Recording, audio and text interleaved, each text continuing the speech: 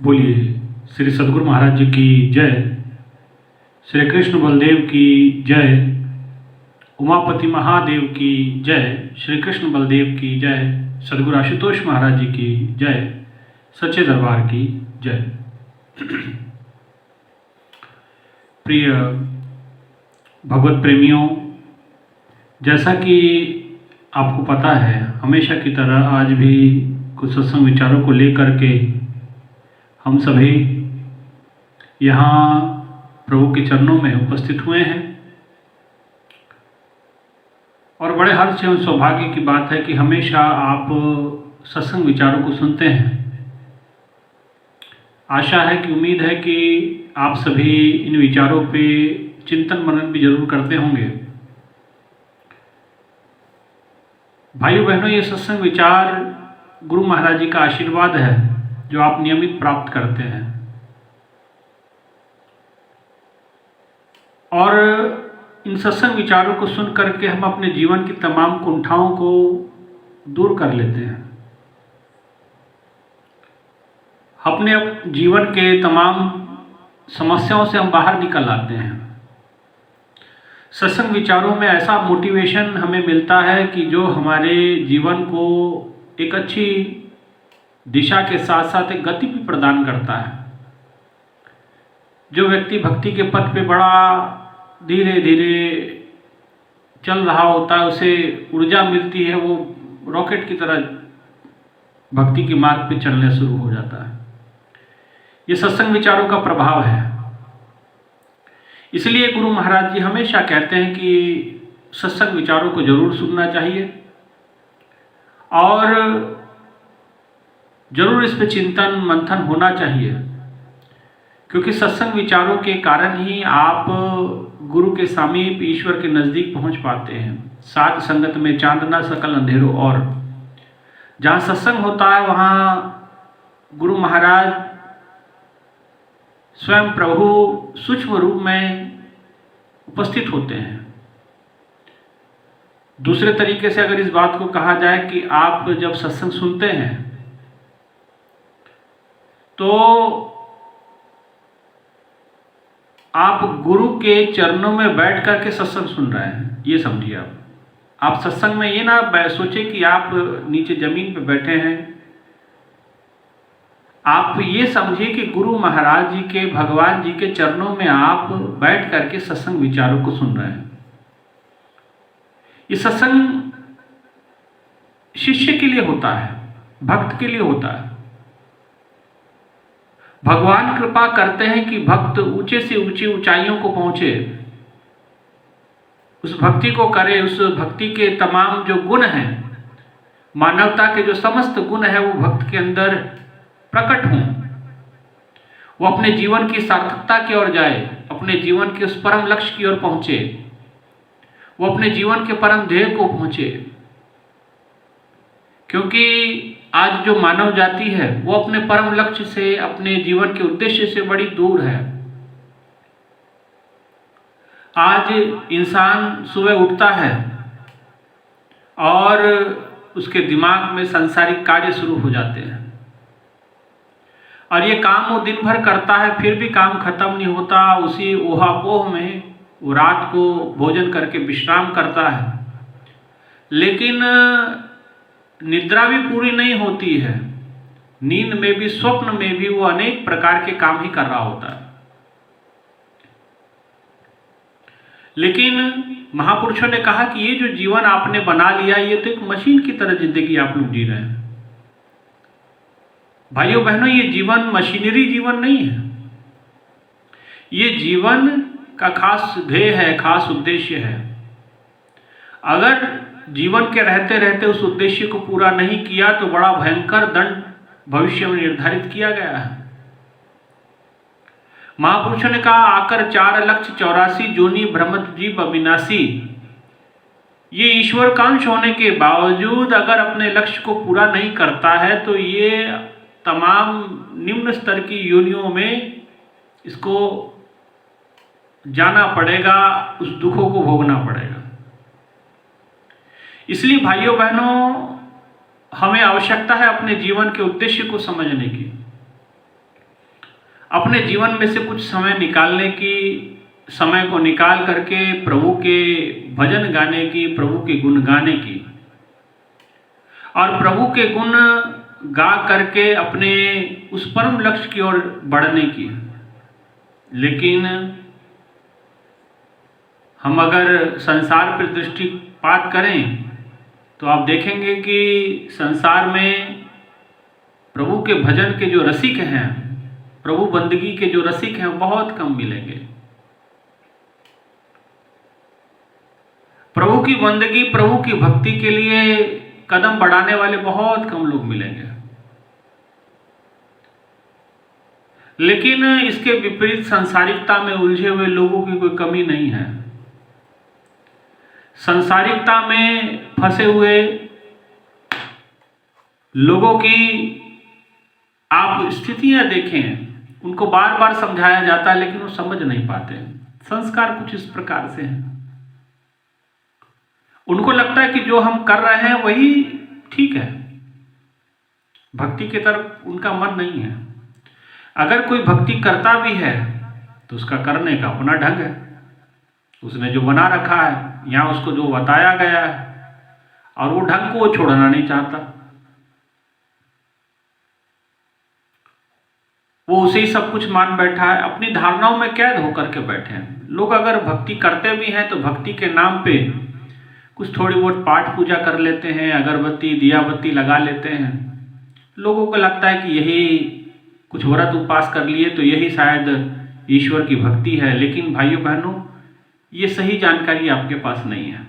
भक्ति से नहीं कहते हैं। भक्ति बहुत श्रेष्ठ होती है, भक्त बहुत ऊंचा उठ जाता है भक्ति करने के बाद। भक्ति दो शब्दों के योग से बनती है, भक्त और भगवान। भक्त का मिलाप भगवान से हो जाता है तो भक्ति प्रारंभ होती है। लेकिन अभी भक्त तो बहुत दिखते हैं, लेकिन भगवान कहीं नजर नहीं आ रहे। भक्तों की तो भीड़ लगी हुई, आप किसी मंदिर में चले जाओ, भक्तों की कमी नहीं है, लेकिन भगवान का कहीं आता पता नहीं। भगवान तो लापता हो रखा है। उसे लापता भगवान को तो ढूंढना है, जबकि आपसे दूर नहीं है वो, लेकिन आपसे बहुत दूर है वो। ना वो था मुझसे दूर, ना मैं उससे दूर था, नजर नहीं आता। वो तो नजर का कसूर था, कसूर तो सारा नजरों का था, क्योंकि आपने दृष्टि ही बाहर रखी, भीतर की अंदर जाने की कोशिश नहीं की। भगवान आपके आंतरिक जगत में था, आप बाह्य जगत में कार्य करते रहे। आपने पूजा की, बाहरी की, आपने व्रत उपवास किए, बाहरी किए, आप मंदिर में गए, बाहर पैरों से चल के गए। लेकिन हमारे रामायण जी में आता है, बिन पद चले सुने बिन काना, बिन कर करम करे विधि नाना, बिन वाणी वक्ता बड़ जोगी, आनंद रहित सकल रस भोगी। वो कौन जगत की बात है? सुने बिन काना, बिन पद चले, बिना पैरों के भगवान के मंदिर जाके आया जाता है। सुने बिन काना, बिना कानों के भगवान के शब्द को, भगवान की आवाज को सुना जाता है, उस संगीत को, अनहद नाद को सुना जाता है। बिन वाणी, बिना वाणी के भगवान के नाम का वो उद्घोष होता है, वो श्वासों के अंदर सुमरण होता है, वो अमृत रस अंदर ही टपक रहा है। लेकिन भाइयों बहनों, मनमुखा स्वाद ना पाया। कस्तूरी तो हमारे भीतर थी, जैसे कहते कस्तूरी भीतर बसे मृग ढूंढे बनमाहे। हिरण की स्थिति क्या है, मृग की स्थिति क्या है? कस्तूरी उसके नाभि में बैठी हुई है और उसको बड़ी खुशबू आती है, और वो खुशबू सोचती बाहर झाड़ियों से आ रही, तो अपना सींग जो है झाड़ियों में फंसा लेती है और उलझ जाती है। इसी प्रकार हम लोगों का भी हाल है। भगवान भीतर की गहराई में और हम बाहर सींग फंसाए बैठे हैं। कोई किसी जगह सींग फंसा रखा, कोई किसी जगह सींग फंसा रखा। ये सींग फंसाना ही है, क्योंकि आप सुलझे तो नहीं, आप उलझ गए। किसी से महापुरुषों ने बड़ा सुंदर कहा कि दुनिया मंदिरों में जाती है, भीड़ लगी हुई है, लेकिन भगवान का भक्त उसमें नजर नहीं आता। कबीरदास जी किसी मंदिर की सीढ़ियों पर बैठे और सुबह से शाम तक उन्होंने मंदिर में आने जाने वाले लोगों पे नजर रखी और शाम को एक शब्द, एक भजन उन्होंने उच्चारण किया। वो कहते कि दुनिया देखो मस्त दीवानी, भक्ति भाव ना बूझे जी, कोई आए तो बेटा मांगे भेंट रुपया दीजिए जी। कहते दुनिया को देखता हूं मस्त है, दीवानी, उसको भगवान से कोनो लेना देना ही नहीं है, किसी प्रकार का कोई लेन देन ही भगवान से नहीं है। दुनिया देखो मस्त दीवानी, भक्ति भाव ना बूझे जी, कोई भक्ति नहीं, कोई भाव नहीं। कोई आए तो गम का मारा, हम पर कृपा कीजिए जी। भगवान के मंदिर में जाते हैं तो इसीलिए जाते हैं, प्रभु कृपा करे, घर में बड़ा दुख है, सुख हो जाए, गम बहुत है, प्रभु कृपा कर कुछ प्रसन्नता जीवन में लग जाए हाथ। कोई आए तो दुख का मारा, हम पर कृपा कीजिए जी। कोई आए तो बेटा मांगे भेंट रुपया लीजिए जी। अब देखो, उन्होंने लोगों को देखा, ऑब्जर्व किया और शाम को उसका निष्कर्ष एक भजन के अंदर निकाल के उन्होंने लोगों के सामने संत कबीरदास जी ने रख दिया कि लोगों के अंदर भक्ति भाव नहीं है, वो अपने गम के कारण मंदिरों में आ रहे हैं या दुख के कारण से आ रहे हैं और कह रहे कि कोई आए तो बेटा मांगे भेंट रुपया दीजिए जी। कोई आ रहा है कि प्रभु घर में संतान नहीं है, संतान प्राप्त हो जाए, इसीलिए शायद भक्ति करते हैं। कोई बेटे के लिए आ रहा और एक का कुछ रुपया लेकर के आए, भगवान के मंदिर के दान पेटी में डाल दिया और कहे कोई आए तो बेटा मांगे भेंट रुपया दीजिए जी। किसी ने कुछ दान डाला, कहा कि बेटा मांग लिया। कोई रचाए ब्याह सगाइयां, संत गुसैया रीजे जी। कोई जा रहा है तो मंदिर में, हे प्रभु मेरे बेटे का विवाह नहीं हो पा रहा, कृपा कर, दया कर, मेरे बेटे का विवाह हो जाए, योग्य वधू मिल जाए। कोई इसी प्रकार से कि मेरी लड़की का विवाह नहीं हो पा रहा, मेरी पुत्री का विवाह नहीं हो पा रहा, योग्य वर मिल जाए, प्रभु कृपा कर, सोने का छत्र चढ़ा दूंगा। कोई रचाए ब्याह सगाइयां, संत गुसैया रीजे जी। कोई आ रहे पंडित जी से कुंडलियां मिलवा रहे हैं, कोई कुंडलियां दिखवा रहा है कि क्यों नहीं हो रहा, कौन दोष लग गया, कौन ग्रह बैठा है, किसकी कुंडली में क्या मार के बैठा हुआ है, जरा बता दो। कबीरदास जी कहते कोई रचाए ब्याह सगाइयां, संत गुसैया रीजे जी। संतों के पैरों को पकड़ रहे हैं कि मेरी बेटी का विवाह कर दो, बेटे का विवाह करवा दो। संत गुसैया रीजे जी, सच्चे का कोई ग्राहक नाही, झूठा जगतपति जी। कबीरदास जी कहते दुनिया की बड़ी जबरदस्त रीत है। देखिए, इन्होंने किसी ने सच नहीं मांगा, किसी ने सत्य को चाहा नहीं, सबने सांसारिक वस्तु मांगी, सबने संसार की दौलत मांगी। सच्चे का कोई ग्राहक नहीं, सच किसी ने नहीं मांगा।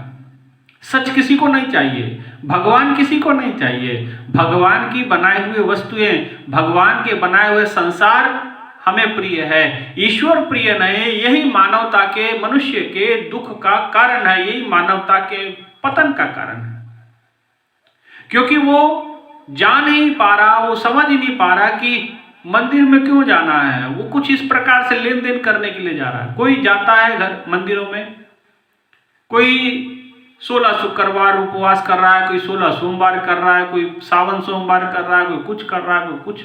तो तमाम भक्ति के तरीके हैं भाइयों बहनों। हम लोग अक्सर लोगों से मिलते जुलते हैं, लोगों के बहुत प्रकार के पूजा पाठ के तरीके हैं, भजन यजन के तरीके हैं। हम उन भजनों के तरीके के, उस पूजा पद्धति के विरोधी नहीं हैं, लेकिन हमारा मूल उद्देश्य भी समझ में आना चाहिए। हम जो कर रहे हैं वो क्यों कर रहे हैं, उसके पीछे निहित स्वार्थ। अगर हम मंदिर में जाते हैं वो भी स्वार्थ लेकर के, स्वार्थ रखना ही है तो क्यों ना हम परमात्मा को ही मांग ले। मांगना ही है, तुझ बिन कुछ और मांगना, सिर दुखा दे दुख। भगवान के बिना कुछ भी मांगा आपने, सिर दुखा दे दुखो, दुख ही मिलने वाला आपको। देह नाम संतोखिया, उतरे मन की भूख।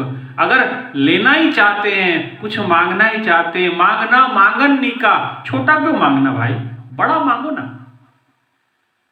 मांगना ही है तो जाके मंदिर में कहो, हे माँ, आप माता के मंदिर में जाते, माँ के भक्त हैं, हे माँ मुझे दर्शन दो, मेरा जीवन सार्थक करो, आपका दर्शन हो जाएगा, आप मिल जाएंगे, मेरे लिए यही मुक्ति है।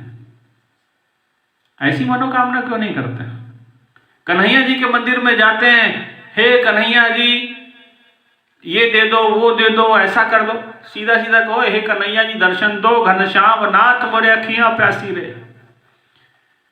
हे नाथ मेरी अखियां प्यासी है तेरे दर्शनों की, मेरे पे कृपा कर, मैं तेरा दर्शन करना चाहता हूं, मैं तुझे प्राप्त करना चाहता हूं। ऐसी तड़प क्यों नहीं आती मन में?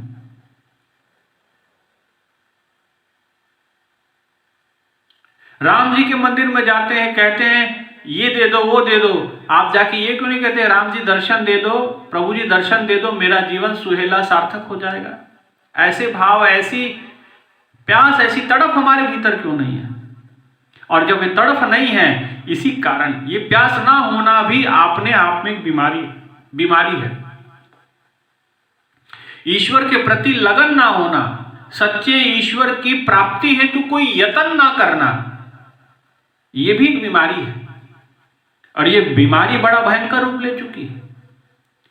इंसान के मन में सब प्राप्त करना चाहता, बस ईश्वर को छोड़ के बाकी सब का उसके पास सब लिस्ट में उसके है, लेकिन बस ईश्वर उसकी प्राप्ति के लिस्ट में नहीं मिलेगा आपको। आप किसी भी बच्चे से पूछ लीजिए, किसी बड़े से पूछ लीजिए, आप क्या क्या बनना चाहते हैं, वो बता देगा डॉक्टर बनना, इंजीनियर बनना, मुझे बड़े होकर ये गाड़ी खरीदनी, ये मोटरसाइकिल खरीदनी, ये काम करना, ये कार्य करना, ये गाड़ी खरीदनी, ये घर खरीदना, ये बंगला बनाना। लेकिन उस लिस्ट में कहीं भी भगवान नहीं मिलेगा आपको, कहीं भी ईश्वर नहीं मिलेगा। उसे चाहिए सब कुछ, बस ईश्वर को छोड़ के बाकी सब कुछ चाहिए उसे। क्यों? ईश्वर छोड़कर, क्योंकि हमें कोई समझाने वाला नहीं मिला, और कोई समझाता है तो हम समझते नहीं। ये भी एक बड़ी समस्या मनुष्य जाति की। वो सोचता है कि जो मैं करते आ रहा हूं, जो कर रहा हूं इतने सालों से, वो सही है। भाइयों बहनों, आप हमेशा अपूर्ण रहेंगे। हमेशा कुछ सीखने की अगर जज्बा खत्म हो गया आपका, कोई संत अगर आपको कुछ समझा रहे हैं तो आप उसको समझें, उसको अपने विवेक के तराजू पे तोलें, क्या सही बात है कि गलत है, विवेक तो विचार करें। और ये जो मैं विचार दे रहा हूं, ये शास्त्र सम्मत है, ये शास्त्र सम्मत बातें हैं। ये कबीरदास ने कहा है कि दुनिया मस्त दीवानी, मैंने नहीं कहा। सब कोई जा रहा है, लेकिन कोई भगवान को नहीं मांग रहा है। भगवान से बनाई हुई वस्तुओं की डिमांड चल रही है। माँ मुरादे पूरी कर दे, हलवा बांटूंगी। माँ ने मुरादे पूरी करी तो हलवा बटा, नहीं तो नहीं बटेगा। ये कोई बात होगी? माँ आपके हलवे की भूखी है, यहां जो भक्त वहां पहुंचे वो आपके हलवे के भूखे हैं। विचार तो करना पड़ेगा ना। ठीक है, आपका भाव है वो अपनी जगह सही है, लेकिन सच्चाई तक पहुंचना पड़ेगा। और कुछ मंदिरों में जाते हैं, उनका ये हाल है, और कुछ मंदिरों में भी जाते हैं, कुछ पठन पाठन भी करते हैं, ग्रंथों को रटते हैं। कोई कहता है कि भाई एक व्यक्ति मिले, मैं तो हनुमान चालीसा रोज पढ़ता हूं। मैंने कहा बहुत बढ़िया है, हनुमान चालीसा आप रोज पढ़िए, दिन में 10 बार पढ़िए, लेकिन क्या राम जी को प्राप्त कर लिया आपने? तो क्या वो तो नहीं हो पाया। मैंने कहा फिर चालीसा पढ़ने का लाभ नहीं होगा। चालीसा पढ़ने का पुण्य जरूर मिल जाएगा, लेकिन ईश्वर नहीं मिलेगा, राम जी नहीं मिलेगा। राम जी को मिलने का ये तरीका नहीं है। रटने से भगवान कभी नहीं मिलते हैं। ग्रंथों को खूब पढ़ते रहिए, पढ़ते रहने से, रटने से ईश्वर नहीं मिलता है। ईश्वर मिलता है एक सतगुरु की शरण में जाने से। जब गुरु की शरण में हम जाते हैं, पूर्ण गुरु की, अधूरे गुरु की नहीं, पूर्ण गुरु की शरण में हम जाते हैं, तो उनकी कृपा से हमारे भीतर उस ज्ञान का उदय, उस ब्रह्म ज्ञान का उदय हो जाता है। ये दिव्य दृष्टि खुलती है, गुरु जब दीक्षा देते हैं, ज्ञान देते हैं तब। और जब दृष्टि मिलती है, घट के भीतर उस ब्रह्म ज्ञान का प्रकटीकरण होता है, तब ईश्वर की प्राप्ति होती है। बाहर भगवान तो उनका प्रतिरूप है, भगवान के प्रतीक हैं, लेकिन असल में ईश्वर आपके घट के भीतर है। सदा वसंतम हृदयारविंदे कर्पूर गौरम करुणावतारम संसार सारम भुजगेंद्र हारम सदा वसंतम हृदयारविंदे। ये रटने से ही आप हृदय में नहीं चले जाएंगे, कोई हृदय में पहुंचाने वाला चाहिए। संतों ने कहा, संत नरसिंह मेहता के द्वार दया का जब तू खोले, जब दया का द्वार प्रभु की कृपा से खुलता है, गुरुदेव की कृपा से खुलता, तब क्या होता है, द्वार दया का जब तू खोले, पंचम सुर में गूंगा बोले, अंधा देखे लंगड़ा चल के पहुंचे काशी रे, दर्शन दो घनश्याम नाथ मोरी अखियां प्यासी रे। जब गुरु मिलता है, वो दया का द्वार, ये दिव्य दृष्टि जब खुलती है, क्या होता है, घट के भीतर प्रकाश हो जाता है, ईश्वर के अनन्य रूपों के दर्शन होते हैं। जैसे भगवान कृष्ण ने अर्जुन को अनन्य रूपों के दर्शन करवाए। लेकिन ये रटने से नहीं होगा। कई लोग कहते हैं हम गीता को खूब पढ़ते हैं, कई श्लोक याद हैं। भाई अब पूरा याद कर लो, पूरे उपनिषद याद कर लो, उससे क्या हो जाएगा। एक गीता, वही गीता भगवान कृष्ण ने अर्जुन को बताई, और केवल बताई नहीं, उसका प्रैक्टिकल भी करवाया कि कहते कि तू बैठ यहाँ पे, मैं तुझे दिव्य ददामि ते चक्षु पश्मे योग योगमेश्वरम, मैं तुझे दिव्य चक्षु देता हूं और इस अपने योग स्वरूप का दर्शन मैं तुझे करवाता हूं। और ये सारे श्लोक, सारी बातें एज इट इज, श्लोक टू श्लोक, शब्द टू शब्द, एक एक शब्द मिलता जुलता, मिलता जुलता क्या, एक ही शब्द संजय सुना रहा था धृतराष्ट्र को, वो भी मोह में बंधा हुआ है और मोह से जकड़ा गया अर्जुन भी, मोह में जकड़ा गया अर्जुन भी, मोह में से जकड़ा हुआ है धृतराष्ट्र भी। लेकिन परिणाम दोनों के अलग अलग मिलेंगे आपको। जब ये गीता का ज्ञान, सारी गीता भगवान ने अर्जुन को सुनाई और ये ब्रह्म ज्ञान दिया, गीता का ज्ञान उनको दिया, दिव्य दृष्टि उन्मिलित की, तो अर्जुन ने कहा कि नष्टो मोहा स्मृति लब्धो, कि मेरा मोह नष्ट हो गया, मेरी स्मृति वापस आ गई है। लेकिन ये बात धृतराष्ट्र नहीं कह पाया, क्योंकि धृतराष्ट्र के पास केवल गीता शब्दों में थी और इधर प्रैक्टिकल हो चुका था अर्जुन को कुरुक्षेत्र की भूमि में। उसके सामने विराट रूप प्रकट कर दिया था भगवान ने, उसकी दिव्य दृष्टि खोल के ब्रह्म ज्ञान अंतर में प्रकट हो चुका था और अनन्य रूपों के भगवान के दर्शन किए थे। लेकिन इस रूप से वंचित थे धृतराष्ट्र, धृतराष्ट्र वंचित थे, इसलिए उनके अंदर बदलाव नहीं आया, उनके मोह नष्ट नहीं हुआ। नष्ट मोह किसका हुआ, अर्जुन का हुआ। इसलिए भाइयों, गीता तो एक ही सुना रहे थे, यही Gita as it is Sanjay Dhritarashtra को सुना रहा था, लेकिन परिणाम दोनों में फर्क है। गीता में फर्क नहीं है, परिणाम फर्क है। और यहाँ केवल गीता सुनाई लेगी, उसका प्रैक्टिकल, उस शब्दों का प्रैक्टिकल भी भगवान ने करवाया कुरुक्षेत्र की भूमि में अर्जुन को, लेकिन वो प्रैक्टिकल संजय धृतराष्ट्र से नहीं करवा पाया, वो विराट स्वरूप धृतराष्ट्र नहीं देख पाया। इसी कारण से धृतराष्ट्र का मोह नहीं गया, मोह अर्जुन का गया। भाइयों बहनों, आपका भी यही हाल है। आप भी ग्रंथों को पढ़ते हैं, पढ़ते रहते हैं, रटते रहते हैं, आप रट रहे हैं, लेकिन वहां तो प्रत्यक्ष शब्द टू शब्द बताने वाले थे, उनके अंदर कोई फर्क नहीं पड़ा, वो भी मोह के अंदर ग्रसित ही रहा। तो हमें विचार करना है कि भाई पढ़ने से नहीं होगा, रटने से नहीं, पढ़ना ठीक है, समझने के लिए पढ़ना जरूरी है, लेकिन भाई आप उसी पे स्थिर हो जाए कि हम पढ़ेंगे तब भगवान मिल जाएगा, तो ये आपकी बड़ी अज्ञानता है, ये आपका अल्प ज्ञान है। पढ़ने से आप तीक्ष्ण बुद्धि के हो जाएंगे, शास्त्रार्थ करने में निपुण हो जाएंगे, ग्रंथों को रटने से आप हो सकता है कि ग्रंथ की रटन कला में आप निपुण हो जाएं, लेकिन आप ईश्वर तक नहीं पहुंच सकते भाई। और कई लोग तो यहां तक हमने देखे कि ग्रंथों का अर्थ भी अपने हिसाब से घुमा देते हैं, लोगों को समझ नहीं आता, वो अपने हिसाब से ग्रंथ के अर्थ बताने लग जाते हैं और वो ग्रंथ के कई अर्थ तो गलत ही हो जाते हैं, है ना। इसलिए हमें अपने विवेक के स्तर पे, अपने समझ के स्तर पे ये समझना पड़ेगा। और आप अपने समझ से भी नहीं समझ सकती, यहां भी मैं गलत हूं, अपने आधार पे नहीं, हमें ऐसे पूर्ण महापुरुष की शरण को प्राप्त करना पड़ेगा, जो हमें पूरा कहते वेद ग्रंथ गुरुहट है जिस लग भवजल पार उतारा, सतगुरु बाज ना बूझे जी चरतरे ना प्रभु अवतारा, कि जब तक प्रभु अवतार नहीं लेते सतगुरु के रूप में ये वेद ग्रंथ नहीं समझ में आने वाले। आप जितना मर्जी रट लीजिए, हजारों साल से रट ही रहे हैं, सदा वसंतम हृदय अरविंदे, लेकिन हृदय में तो जा नहीं पाया आज तक। कौन ले जाएगा हृदय में आपके? 9 दरवाजे काया कोट के 10वां गुप्त रखीजे जी। 9 दरवाजे शरीर के ग्रंथों में कहा गया और 10वां गुप्त है, उसको खोलना पड़ेगा। वज्र कपाट नहीं खुलीजे, गुरु शब्द सतगुरु शब्द खुलीजे।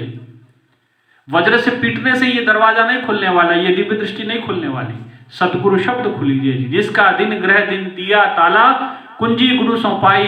जिसने इस घर को ताला लगाया उसने चाबी गुरु को सौंप दी, गुरु सौंपाई।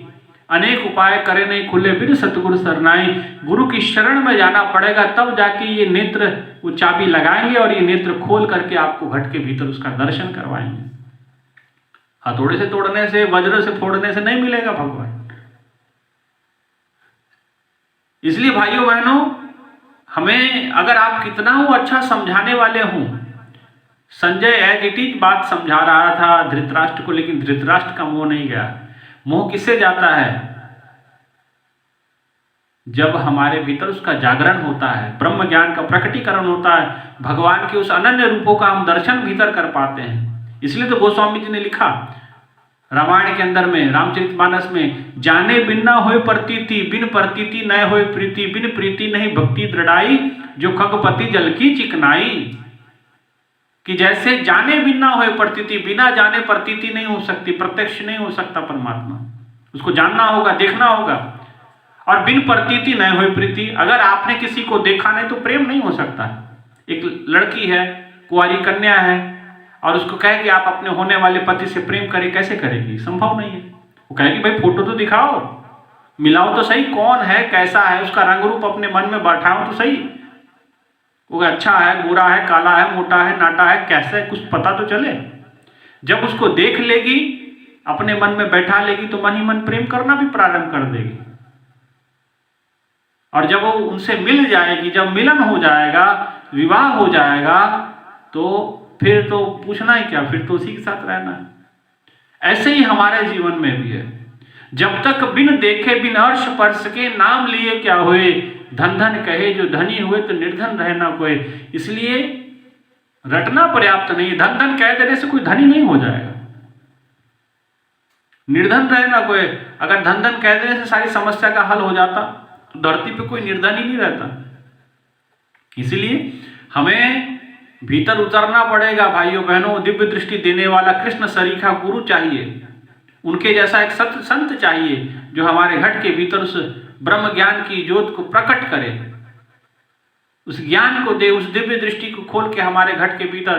केवल रटने से कार्यक्रम नहीं बनेगा भाई। आप रटते रहें और कहें कि ईश्वर मिल जाए तो संभव नहीं, रटने से नहीं मिलने वाला। आप उसके लिए प्रैक्टिकल आपको करना पड़ेगा। जाने बिन ना होए प्रतीति, और बिन प्रतीति न होए प्रीति। जब देखे नहीं तो प्रेम कैसे होगा? और बिना प्रेम के भक्ति ऐसी जो खगपति जल की चिकनाई, माने बिना प्रेम की भक्ति ऐसी है जैसे पानी और तेल मिलाइए, घुमाइए, लगेगा मिल गया, लेकिन जब पानी हिलना बंद हो जाएगा, स्थिर हो जाएगा, पानी अलग तेल अलग। ऐसे ही होता है। मंदिरों में जाइए, ऐसे लगेंगे कि राम के भक्त हैं, कृष्ण के भक्त हैं, स्वयं भगवानी भक्त बन के धरती पे आ गए, लेकिन जैसे मंदिर परिसर हटेगा और फिर वही स्थिति आ जाएगी, तेल अलग पानी अलग। इसीलिए भाइयों बहनों, हमें विचार करना पड़ेगा, हमें समझना पड़ेगा, हमें जानना पड़ेगा, ये प्रैक्टिकल करना पड़ेगा। ये गुरु की कृपा से होता है, सतगुरु की कृपा से होता है। जब सतगुरु मिलते हैं तब वो हमारे घट के भीतर उस ब्रह्म ज्ञान के बीज को अंकुरित करते हैं। हम जब श्रद्धावान होते हैं, इसी के बारे में भगवान कृष्ण अर्जुन को कहते हैं कि अर्जुन ये ज्ञान कैसे मिलता है। वो कहते हैं तद्विति प्रणिपातेन परिप्रश्नेन सेव्या उपदेक्ष्यांति ज्ञान ज्ञानस्थ तत्व दर्शना। भगवान ने उसका बताया कि ये कैसे मिलेगा। तत्वति प्रणिपातेन परिप्रश्नेन सेव्या, जाओ संतों के पास जाओ, प्रणिपात करो, दंडवत प्रणाम करो, परिप्रश्नेन सेव्या, प्रश्न करो। किस विषय में? मेरा बेटा नहीं हो रहा, बेटी नहीं हो रही, विवाह नहीं हो रहा, ये सब नहीं। घर में सुख शांति कैसे आए, ये सब नहीं। या और कुछ पूछने लग जाए कि भाई बीमारी कैसे ठीक होगी, ये सब नहीं। प्रणिपातेन परिप्रश्नेन सेवया, और सेवा करो प्रणिपात होकर के दृढ़ता से। और इतना ही नहीं, उपदेक्ष्यांति ज्ञान, उनसे ज्ञान का उपदेश लो, ज्ञान का उपदेश लो, उस ब्रह्म ज्ञान का उपदेश लो। ज्ञानस्थ तत्व दर्शना, और ऐसा ज्ञान जो तत्व का दर्शन करवाए वो लोग, ऐसा गुरु चाहिए, ऐसा संत चाहिए। केवल रटने से कार्यक्रम नहीं बनेगा। कई लोग कहते हैं बड़ी कथा सुनते हैं, बहुत अच्छी बात है, कथा सुनने से क्या होगा? कथा सुनने से बहुत कुछ हो सकता है, लेकिन आप उस नजरिए से फिर कथा सुने। कथा सुनने से पुण्य वृद्धि होती है, उस पुण्य के कारण से आपको संत मिलते हैं। पुण्य पुंज भी न मिले ही न संत। जब पुण्यों का पुंज एकत्रित होता है, उस पुण्य से आपको, जब पुंज फलीभूत होता है तो आपको संत मिलते हैं, और संत आपको ईश्वर से मिलाते हैं। ये कथा सुनने का फल है। लेकिन कोई कहे कि भाई कथा सुनते हैं उसका अभिमान आप पाले, तो वो भी ठीक नहीं है। मैंने कई ऐसे लोगों को देखा, एक जगह कथा एक पंडित जी सुना रहे थे। देखिए, अब सुनने वाले भी उसमें से क्या चीजें लेते हैं। अब किसी घर में महाभारत की कथा पंडित जी ने रात भर सुनाई, और रात भर उन्होंने कथा सुनाई। अब सुबह वो कथा समाप्त हुई। अब कथा जब समाप्त हुई तो सारा कार्यक्रम योजना सहित सारे समाप्ति पे था। यज्ञ हुआ, पूर्णाहुति हुई, और दक्षिणा की बारी आई। तो पंडित जी देखे कि भाई चलिए अब पूछते हैं। तो उन्होंने, जो घर के मालिक थे, गार्जियन थे, उनसे पूछा कि आपने कथा रात भर सुनी? बोले बिल्कुल सुनी। उन्होंने कहा कि भाई क्या सीखा आपने इस कथा से, महाभारत की कथा से, और कौन अच्छा लगा आपको इस कथा के अंदर, ये बता दीजिए। तो घर के जो बड़े थे उन्होंने कहा कि देखो, कथा मेरे को बहुत सुंदर लगी, बहुत अच्छी लगी, और कथा आपने बड़ी सुंदर की, लेकिन मुझे जो सबसे अच्छे लगे महाभारत के अंदर वो दुर्योधन लगे। पंडित जी ने माथा पीटा, दुर्योधन में इसको क्या अच्छा नजर आया? पंडित जी ने सोचा कि भाई हो सकता है किसी को बुराई में भी अच्छा ही नजर आ जाए। तो बोले बताओ क्या आपको अच्छा मिला? दुर्योधन आपको अच्छा लगा, तो क्यों अच्छा लगा भाई? कहले कि दुर्योधन ने एक बात मुझे अच्छी लगी कि जो आपने कथा में बताया कि दुर्योधन कहा कि देखो, मैं पांडवों को सुई के नोक पे पैर रखने जितनी जमीन नहीं देने वाला, चाहे मुझे युद्ध ही करना पड़ जाए। तो वो कह रहे कि इससे आपने क्या सीखा? बोले इससे ये सीखा कि पहले कोई भी मेरे घर पे आ जाता था, मैं उसे बिना सोचे समझे दे देता था, लेकिन अब नहीं भाई। अब तो सुई, पहले युद्ध करो तब ही जो है मैं आपसे आपको दिया करूंगा कुछ। अब नहीं मिलेगा आपको कुछ भी। पहले तो कोई भी आता था, हम कुछ भी उठा के दे देते थे कि ठीक है भाई चल, कोई बात नहीं, अपना काम चलाओ, लेकिन अब नहीं, अब नहीं मिलेगा। पंडित जी ने कहा कि मुझे लगता है कि अपनी दक्षिणा भी नहीं मिलेगी, है ना। तो बड़े कि भाई यहाँ तो कुछ मिलेगा नहीं, लड़का ये बड़ा शांत दिख रहा है, इसी को पूछता हूँ कि इसको क्या। बोले भाई आपने कथा सुनी है? बोले पूरी रात सुनी। बोले क्या अच्छा लगा कथा में? बोले कथा पूरी अच्छी लगी। बोले कथा में आपको क्या अच्छा लगा? तो बोले वैसे पंडित जी मैं देखो कथा वथा में ज़्यादा रुचि रखता नहीं, लेकिन कथा मैंने सुना बहुत अच्छी लगी। तो बोले कथा में क्या अच्छा लगा? तो बोले कथा में मुझे जो अच्छा लगा, सबसे बढ़िया जो चीज़ लगी वो लगी कंस। बोलो बताओ। पंडित जी कहे कि बाप को दुर्योधन पसंद है, बेटे को कंस। बोले अच्छा कंस में आपको क्या अच्छा लगा भाई? बोले कंस में ये अच्छा लगा, उसने अपने बाप से पूछा नहीं और सीधा उसको पकड़ा, उसके सर से मुकुट उठाया और अपने सर पे रख लिया और उसको जेल में डाल दिया। बोले इससे आपने क्या सीखा? बोले इससे ये सीखा कि मैं अपने पिताजी से बहुत कुछ मांगता हूँ, कभी देते नहीं, 4 गाली दे के भगा देते हैं, लेकिन अब मैंने आपकी कथा सुनी, मेरे मस्तिष्क के दरवाजे खुल गए, मेरी बुद्धि, मेरी गधा का योनि अब छूट गया। मैं जो है ये इससे पहले पूछता था हर बार, लेकिन ये हर बार मेरे को भगा देते थे। अब हम इससे पूछेंगे नहीं, कंस के माफिक अब सीधा ही काम करना है, इसको उठा करके इसको बैठा देना साइड में कि ऐसा है हटो, अब हम गद्दी पे हम बैठेंगे। ये कुछ देता लेता नहीं है, इसलिए अब इसको साइड करने वाले हैं। पंडित जी कहने लगे तो बड़ा खतरनाक काम हो गया भाई, हमने कथा किस लिए सुनाई और ये हो क्या गया? तो वो तो आगे बढ़े, भाई इससे तो कुछ मिलेगा नहीं। माता जी वो बड़ी भक्ति भाव से कथा सुन रही थी। बोले माता जी आपने कथा सुनी? बोले बिल्कुल सुनी। क्या समझा? बोले कथा बड़ी सुंदर लगी। कथा में क्या सुंदर लगा? पंडित जी ने कहा। बोले कथा में हमको सबसे सुंदर लगे कन्हैया जी, कृष्ण जी। बोले कृष्ण जी? बोले शुक्र है। पंडित जी ने कहा हाथ जोड़ के, भाई शुक्र है, किसी को कुछ तो अच्छा लगा। किसी को तो भगवान अच्छे लगे, किसी को दुर्योधन अच्छा लगा, किसी को कंस अच्छा लगा, ये चलिए आपको कन्हैया जी अच्छे लगे। तो बोले माता जी एक बात बताओ, कन्हैया जी में, कृष्ण जी में आपको क्या अच्छा लगा? बोले कृष्ण जी में अच्छा लगा कि कृष्ण जी ने गीता का जो उपदेश दिया वो मुझे बड़ा अच्छा लगा। और गीता के अंदर जो उपदेश दिए उसमें सबसे बढ़िया उपदेश जो मुझे अच्छा लगा वो लगा, भगवान कहते हैं अर्जुन से, तू युद्ध भी कर और सुमिरण भी कर। तू युद्ध भी कर और मेरे नाम का स्मरण भी कर। तो बोले इससे आपका क्या लाभ, इससे आपको क्या मिलेगा? बोले इससे बहुत कुछ मिलेगा। पहले मैं अपनी बहू से हमेशा लड़ते रहती थी, लेकिन जब मैं पूजा पाठ करती थी तब मैं जो है लड़ाई नहीं करती थी कि भाई क्या करना, पूजा के समय पे तो शांत रह जाना चाहिए। लेकिन आपकी कथा सुनी, मेरा ये मस्तिष्क के दरवाजे खुल गए। अब मुझे समझ में आ गया कि पूजा करते समय भी लड़ सकते हैं, युद्ध भी कर और मेरा सुमरण भी कर। बोले ये बात मेरे को, अब हम बहू से तब भी लड़ेंगे जब हम जो है पूजा करेंगे। पंडित जी ने कहा सवा सत्यानाश, हम समझाए किस कारण से थे और ये समझ क्या गए। ऐसा होता दुनिया में। इसलिए सही तरीके से भी अगर ना समझ में आए तब दिक्कत ही दिक्कत है। इसलिए भाइयों बहनों, हमें योग्य संत सतगुरु चाहिए, योग्य संत और सच्चा संत चाहिए जो हमारे मस्तक पे हाथ रख करके हमारी दिव्य दृष्टि खोले और अंतर जगत में हमें प्रवेश करवाए, आंतरिक जगत में हमें एंट्री करवाए और हमें एंट्रोवर्ट करे, आंतरिक जगत में प्रवेश दिलाए और हम ईश्वर का दर्शन घट के भीतर बैठ के करें। भाइयों बहनों, ऐसे संत चाहिए, ऐसे सदगुरु। केवल रटने से काम नहीं होगा, केवल सुनने से भी समझ में आने वाला नहीं, जब तक उसका प्रैक्टिकल नहीं होगा। संजय ने धृतराष्ट्र को समझाया, शब्द शब्द बताया, लेकिन उसमें फर्क नहीं पड़ा। इसलिए कथा आप सुन भी लेंगे, यथाचित जैसी थी वैसी की वैसी सुन भी लेंगे, तब भी आपके जीवन में परिवर्तन नहीं आएगा। परिवर्तन तब आएगा जब आपके घट के भीतर कोई महापुरुष जो आपको घट के भीतर उतारे, दिव्य दृष्टि दे करके।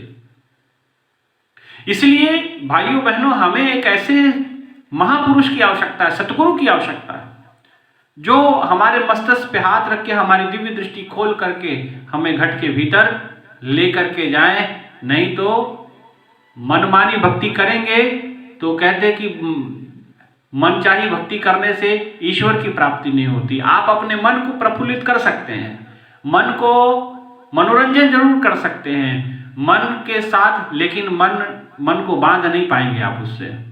मन को बांधना है तो एक योग्य संत सतगुरु चाहिए जो आपकी दिव्य दृष्टि खोल करके, जैसे भगवान ने अर्जुन की खोली, न तु माम शक्य से दृष्ट मने नेव स्वचक्षुषा दिव्य ददामी ते चक्षु पश्चिम योग योगमेश्वरम, कि अर्जुन तू मुझे स्वयं के चक्षु से नहीं देख सकता, मैं तुझे दिव्य दृष्टि देता हूं। तो ऐसा कोई कहने वाला चाहिए कि मैं तुझे दिव्य दृष्टि देता हूं और दिव्य दृष्टि दे करके तेरी आंख खोल करके मैं तुझे घट के भीतर उस परमात्मा का दर्शन करवा दूं।